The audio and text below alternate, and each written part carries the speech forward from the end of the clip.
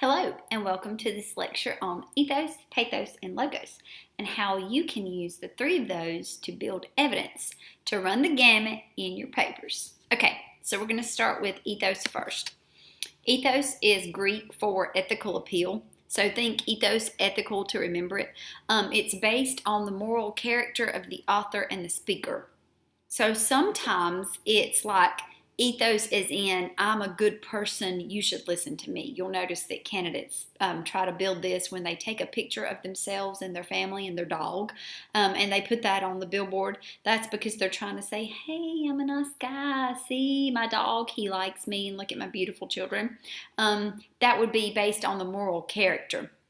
Sometimes ethos is also like where you drop the name of a big dog, like a Dr. So-and-so or the director of such and such organization. When you tag those things in your own sentences in your writing, you're pretty much saying, hey, I didn't get this information from Trucker Joe, and while Trucker Joe is a great guy, he may not be an authority on like neuroscience or something like that. So that establishes, by using those name-dropping moments, and like if you say that the study by Stanford University for 47 years of tracking 2 million patients, then you're establishing that what you're presenting is credible and trustworthy. So let's look at an example of ethos. This is one that has more to do with moral character. I'm going to read this to you. As I do, I want you to think about what phrases are the most ethical, have the most ethical appeal, and then I'm going to ask you to submit those to the Play Pause It video so that I can see your responses, and then I will go over with you what I hope that you have submitted. Don't worry about getting it wrong. I just want to know that you're participating. Okay?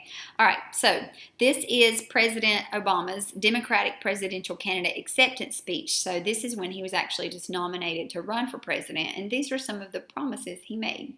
He said, I will end this war in Iraq responsibly and finish the fight against al-Qaeda and the Taliban in Afghanistan. I will rebuild our military to meet future conflicts, but I will also renew the tough, direct diplomacy that can prevent Iran from obtaining nuclear weapons and curb Russian aggression. I will build new partnerships to defeat the threats of the 21st century: terrorism and nuclear proliferation, poverty and genocide, climate change and disease. I will restore our moral standing so that America is once again that last best hope for all who are called to the cause of freedom, who long for lives of peace, and who yearn for a better future. So, what about this is establishing his ethical appeal? Okay, so there are lots of answers that you could include here. Some of the more obvious ones is that he says he will end the war responsibly. So he's saying, you can trust me, I'm going to do it right. When he also says finish the fight, he's also saying, I'm going to do what's right because I'm going to end this and we're going to be on the right side. When he says tough, direct diplomacy, he's saying that he's going to do things correctly, that you can trust him to get the job done when it comes to serious issues like nuclear weapons and our Russian aggressors. Then he has a huge list of things right here that he is going to, that he wants us to trust him to take care of. Terrorism and nuclear proliferation, poverty, genocide, climate change, and disease. And then he's got some big ones right here where he's like, restore our moral standing. So pretty much what he's saying is trust me, trust me, trust me, trust me, trust me, trust me, trust me, over and over again. So let's start. That's ethos. Building ethical appeal. Let's talk about pathos. Pathos persuades by playing on the audience's emotions, because this is Greek for emotional. It's not quite as easy to remember as the ethos, ethical. But pathos, don't think, maybe you could think about how if you're feeling pathetic, you would be emotional. But it doesn't mean pathetic. It just means emotional. We could go back to President Obama's speech, there was a lot of pathos in there working at the same time. Something can be pathos, ethos, and logos all at the same time. It doesn't necessarily have to be one or another, because of a lot of things that he was saying right here. Who long for lives of peace and yearn for a better future, a cause of freedom. Those are all emotional words. Word choice is very important in pathos. It's the word choice. Let me show you here. This is Winston Churchill's speech to the British people after the country was just about to fall to German hands in World War II. Now, that didn't happen, but it looked like it was going to happen. The Germans had bombed civilian populations. The cities were destroyed. The British people had sent their children to the countryside because it wasn't safe to stay in the city anymore. In fact, that's the premise at the beginning of The Lion, the Witch, and the Wardrobe. That's why they are sent to their uncle with the magic wardrobe. If you've read or seen any of those works, but anyway. So you must understand that the people were at their wits' end when Churchill was saying this. So using pathos in his writing is very important, because he really needed to build their emotions, because their morale was at an all-time low. So this is what he says. So in a second, I'm going to ask you to give me some emotional phrases, okay? This is the lesson. Never give in. Never give in. Never, never, never. In nothing, great or small, large or petty. Never give in, except to convictions of honor and good sense. Never yield to force. Never yield to the apparently overwhelming might of the enemy. We stood all alone a year ago, and to many countries it seemed that our account was closed. We were finished.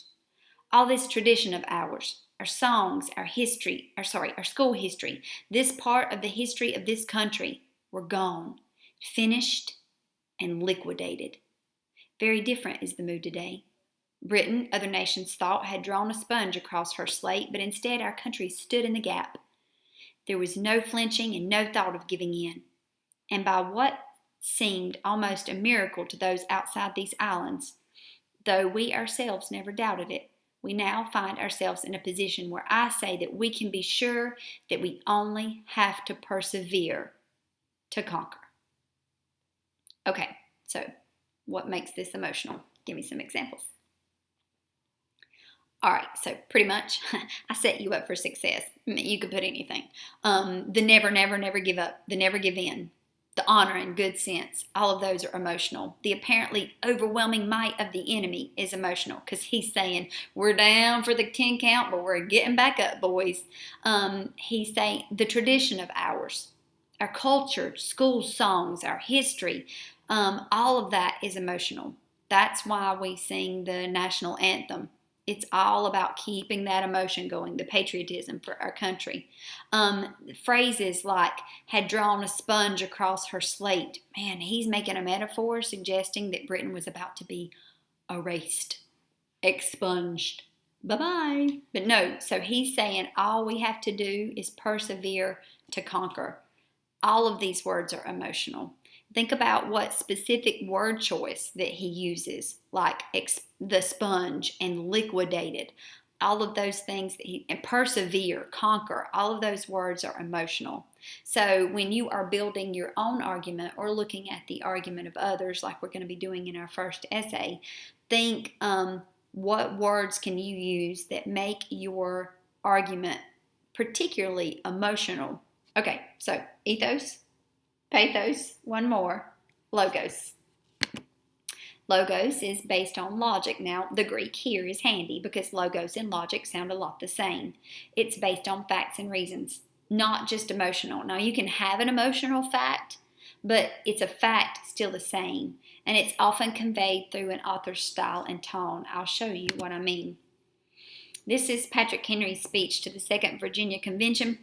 In 1775, you'll remember that our country declared its independence in 1776. So these men in the room that were listening to Patrick Henry were looking at history through the eyes, not like we do. We look backward. We know the revolution was going to be won, but they were looking at the eyes of the revolution as a future. So they were a lot of men in that room who had just stood up and argued that it would be futile to try to lead a revolution against Great Britain. So Patrick Henry had to convey not only an emotional argument, but he needed some facts on his side. So pay attention as I read to you Patrick Henry's speech. And by the way, speaking of emotion, at the end of his speech, it said that he took a paper, like a letter opener of an envelope, happened to be laying on the table, and he took it up, and at the end, he pretended to stab himself and said, "But it's for me, give me liberty or give me death." It was all this huge emotional appeal, some pathos, but he's got to start it with some logos first. Because remember, you got to have all three, right? We talked about that in our last chat together.